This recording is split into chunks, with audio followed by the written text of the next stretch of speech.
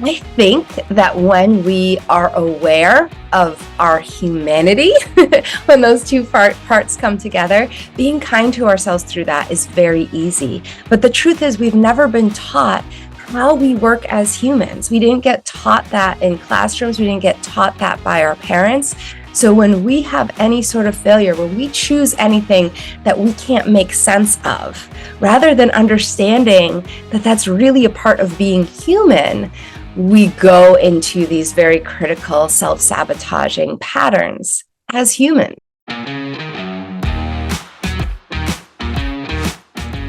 Welcome to another episode of WyzeCast, the show that elevates voices, shines the light, showcases the gifts of our heart-centered guests, and amplifies the positive differences they are making in the world.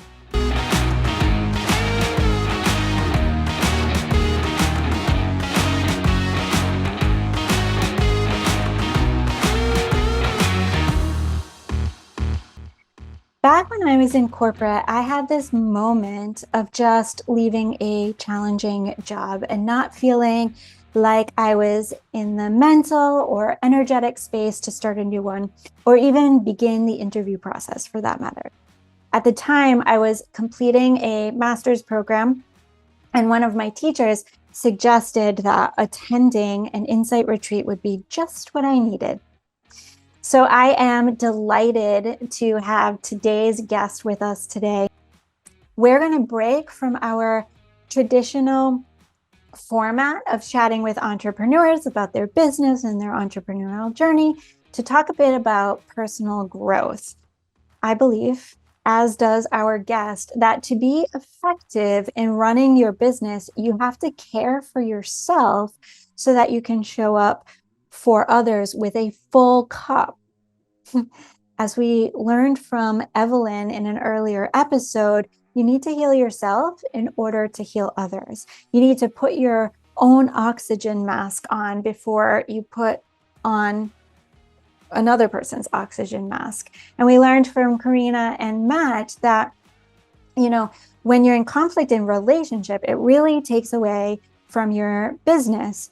Well, the greatest relationship is one with self. So if you're in conflict with yourself, it's really going to take away from your ability to be productive and to run your business. So, this podcast is full suite. Like, we want to be whole and complete human beings that just happen to also be running effective, efficient, highly successful businesses. So today's guest is an established entrepreneur and business owner in her own right. But today she comes to us as a facilitator in training for Insight Seminars in Boston, Massachusetts, which is in the United States. Insight Seminars is a worldwide experiential education program and a nonprofit that has been around since the 70s, helping people live more heart-centered lives, what we're all about here.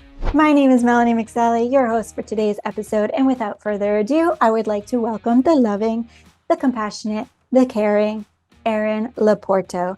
Erin is joining us today from Switzerland. Welcome, Erin. So great to see you. Who needs self-compassion, and what are the benefits? Yeah, we all need self-compassion. I like to think of commitment as the fuel that makes us go and compassion as the thing that keeps us going when things get rough and bumpy.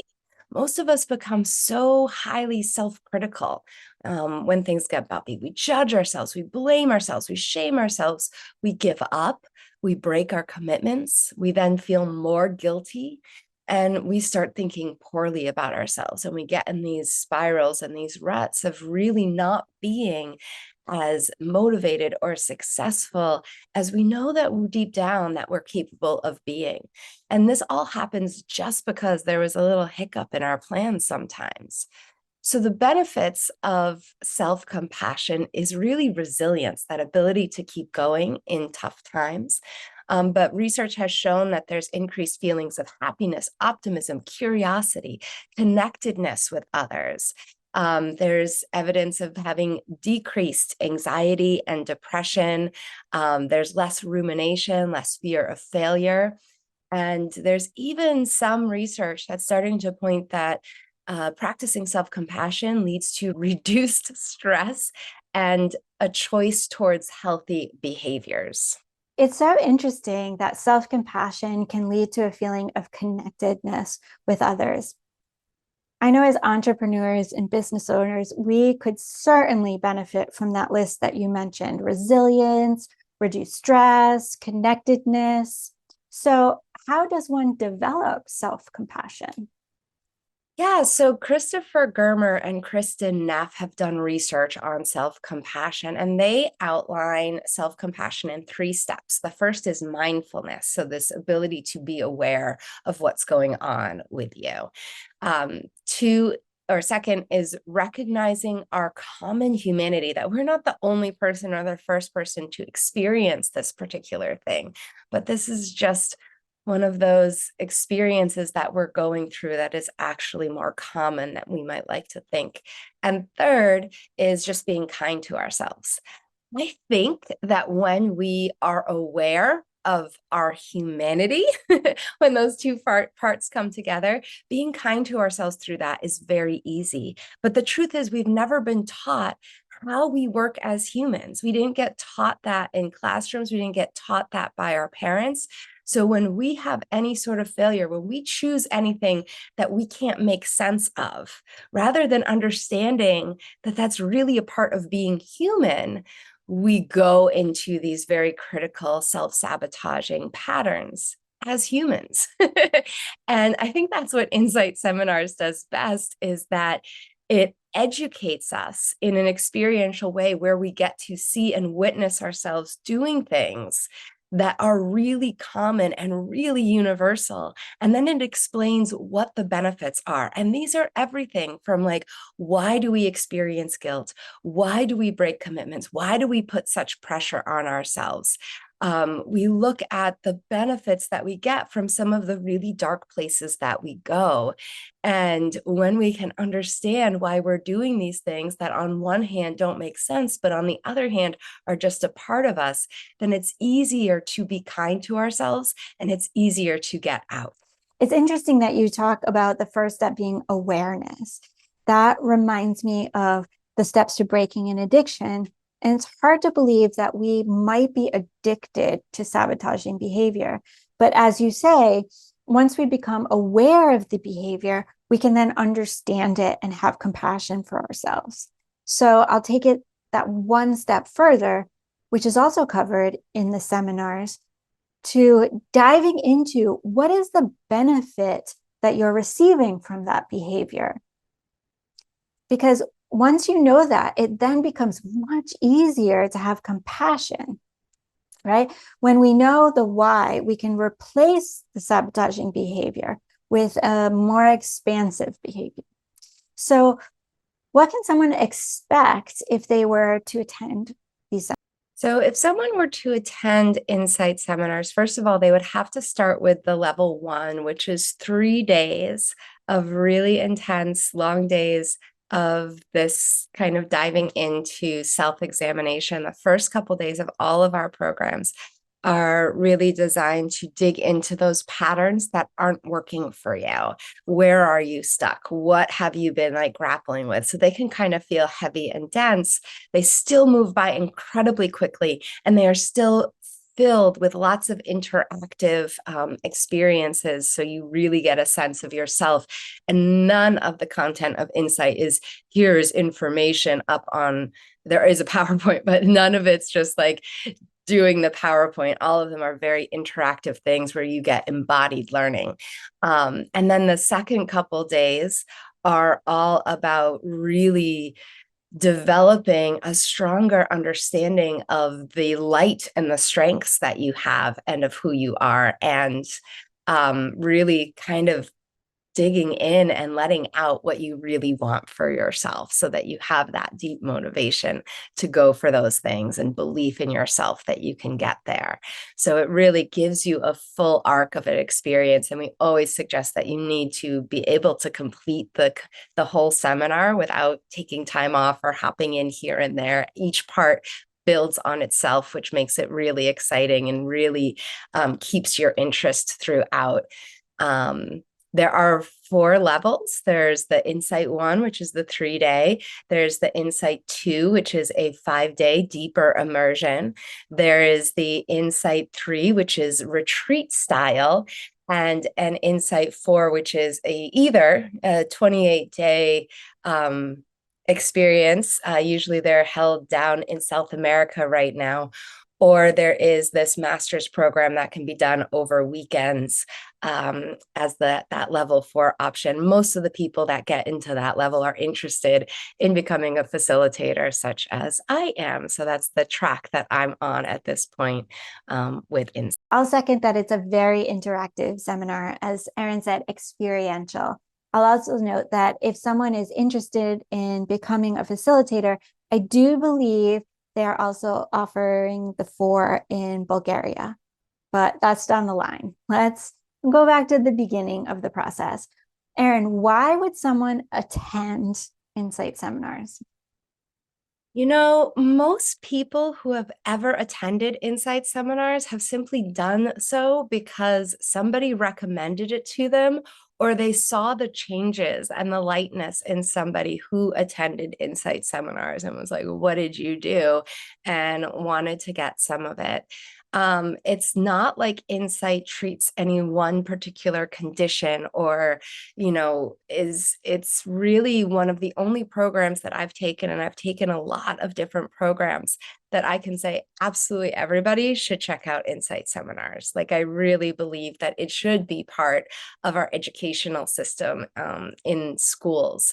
It is just a piece of our self-understanding, our understanding of humanity and each other, that I think is missing in the world and in most of our understanding, and therefore acceptance or ability to love ourselves and each other.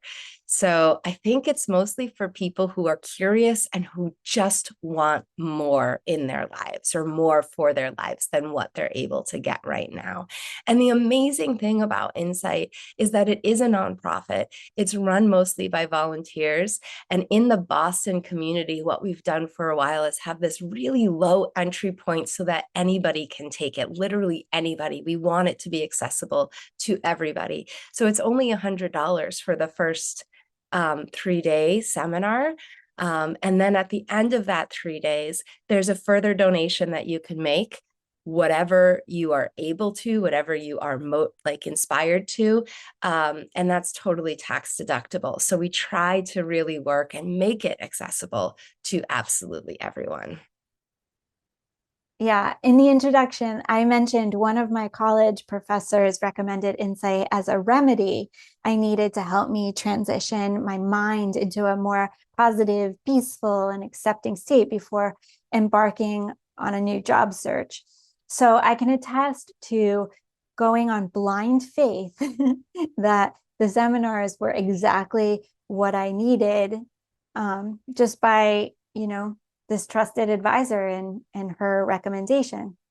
So I later asked her about recommending it to my employees, and her response to me was, I recommend it to all the people I surround myself with, because I want to be surrounded by people leading from their hearts.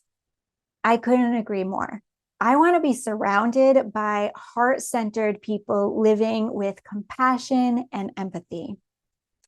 We've all heard of personal growth, like Landmark and Tony Robbins. It's not a new concept. And so I would say to anyone looking to grow personally, professionally, grow out of something that's holding them back, you should go to any seminar. You should connect with any organization that resonates with you, because that's where you're going to get the most benefit. I resonate with Insight because it gives you the tools to break through roadblocks and beliefs that are holding you back, but it also gives you the tools to have compassion for yourself and others. It allows you to recognize when you're not living from your heart. And let's be honest, we all have those moments when we are not acting as our best selves. our most enlightened and our most loving self. This gives you the tools to be self-aware and to self-correct in those moments. We've seen families go together. We've seen friend groups go together. I've sent all of my employees.